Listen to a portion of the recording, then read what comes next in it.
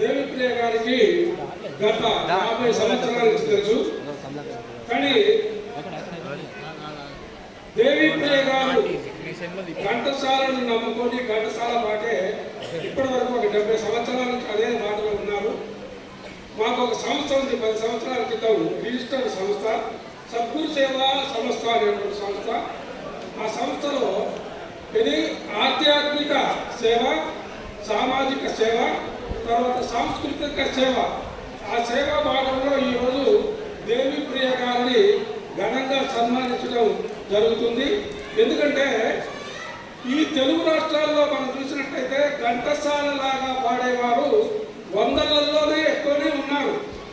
కానీ దేవిప్రియ చూస్తే ఘంటసాల పాడినట్టు ఉంటుంది, ఘంటసాల లాగలేదు. దేవిప్రియ పాడితే ఘంటసాలే. కాబట్టి ఆ యొక్క గొప్ప గాయకుడికి మా సంస్థ తరఫున ఇది ఒక బిరుదు ప్రదానం, సన్మానం.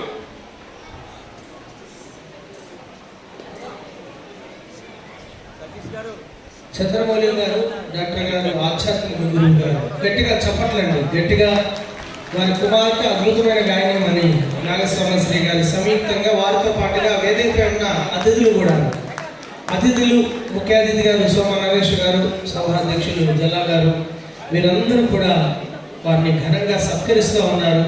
ఒక సత్కారమే కాదండి, వారికి అద్భుతమైనటువంటి బిరుదును కూడా ప్రదానం చేస్తూ ఉన్నారు. దయచేసి ప్రేక్షకులు అందరూ ఆశాంతం ఉండాలి, మీ ఆశీస్సులు అందజేయాలి. ఒక్కసారి గట్టిగా చప్పట్లతోటి మనం శుభాకాంక్షలు తెలియజేద్దాం. కొత్తపల్లి కృష్ణారావు గారు కవి రచయిత, వారు కూడా చక్కని దృశ్యాలు అందించారు.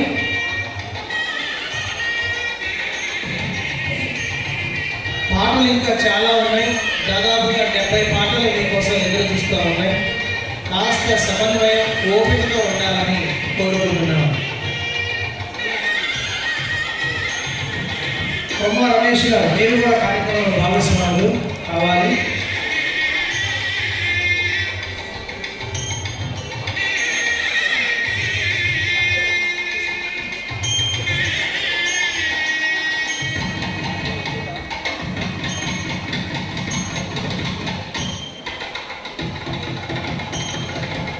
చంద్రమౌళి గారు ఎప్పుడు ఏ కార్యక్రమం చేపట్టినా ఆధ్యాత్మికత అంతా పర్ఫెక్ట్గా నిర్వహిస్తారు. సన్మానం కూడా ప్రతి ఒక్కరికి వారి స్థాయిలో ఘనంగా నిర్వహించడంలో వారి దిట్ట.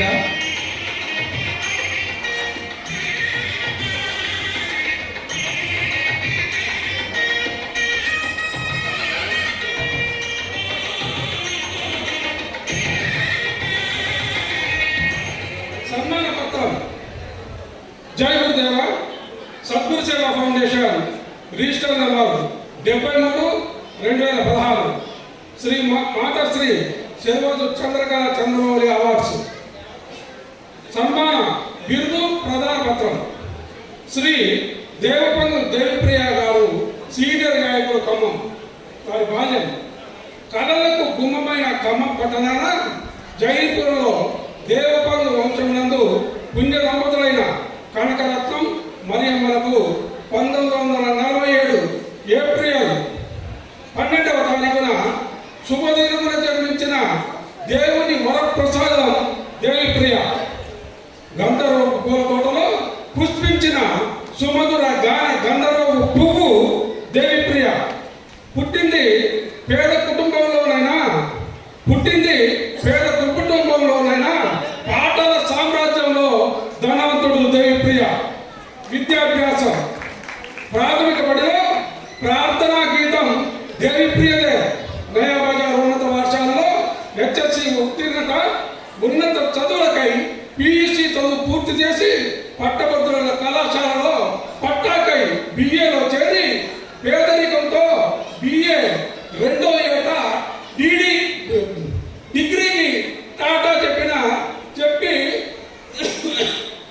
పాదరక్షల తయారీ వృత్తిలో జీవనం సాగిస్తూ పల్లె పట్టణాలలో తన గాత్రంతో పాటల పల్లకిని వచ్చిన ప్రియుడు, పాటల ప్రియుడు, ఘంటసాల వారసుడు దేవిప్రియ. వివాహం కల్లూరు వాసి వీరయ్య ఎలిశమ్మల పుణ్య దంపతుల పెద్ద కుమార్తె పద్మతో పెళ్లి, జీవిత సహవాసతో ఆనందం, జీవన ప్రయాణం, సంసార సహచర్యలో వీరికి 5 సంతానం. సుదర్శన్, బేబీ శ్రీదేవి, లత, రవీంద్ర పణి, సుజాత. రెక్కల కష్టంతో పిల్లలకు విద్యాబుద్ధులు నేర్పిస్తూ అనునిత్యం పాటలను సాధన చేయటం అతని పని. పాట పాడితే ప్రేక్షకులచే చప్పట్లు, దుప్పట్లు. 5 దశాబ్దాలుగా ఆనందాన్ని ఇచ్చిన దేవిప్రియకు ఇవే మా వందనాలు. ఏకలవీడు, సంగీతం నేర్వలేదు కానీ నాలుకపై సరిగమలు. ఏ గురువు లేడు కానీ తానొక ఏకలవ్య శిష్యుడు. దేవిప్రియ గానంలో గంధర్వుడు నివాసి. ఆ దేవి పుత్రుడు సినిమా పాట పాడితే కళ్ళు మూసుకొని వింటే ఘంటసాల, కళ్ళు తెరుచుకొని వింటే దేవిప్రియ. పాటల పోటీలలో ఎక్కడైనా అతనిదే ఫస్ట్ ప్రైజ్. మంగళం పెళ్లి బాలకుని కృష్ణచే ప్రశంసలను. పిట్ట అంటే కోయిల కొంచెం కూత గనం అని అనిపించుకున్న దిట్ట దేవిప్రియ. గుండెల గుడి 1974 సంవత్సరం ఘంటసాల మరణ వార్త విన్న తెలుగు జాతి శోక సముద్రంలో మునక.